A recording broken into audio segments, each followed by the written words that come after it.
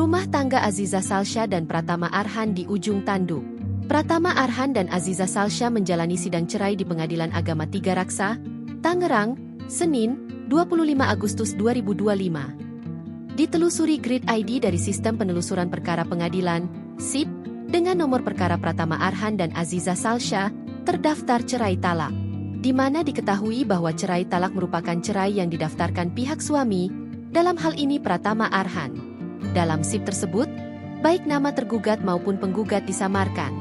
Hanya saja, tertulis pendaftar tersebut diwakili oleh Singgih Tommy Gumilang yang diduga nama kuasa hukum Pratama Arhan.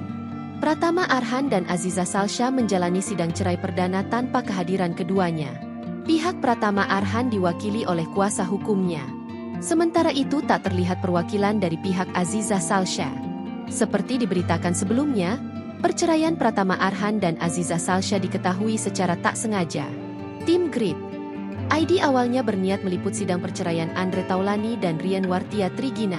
Akan tetapi, ketika berada di Pengadilan Agama Tiga Raksa, terdengar nama Pratama Arhan dan Nurul Azizah dipanggil ke ruang sidang 3. Beberapa orang pun tampak masuk ketika dua nama tersebut dipanggil.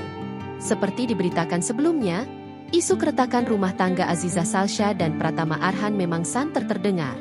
Hal itu lantaran Pratama Arhan menghapus semua foto kebersamaannya dengan Aziza Salsha di sosial media.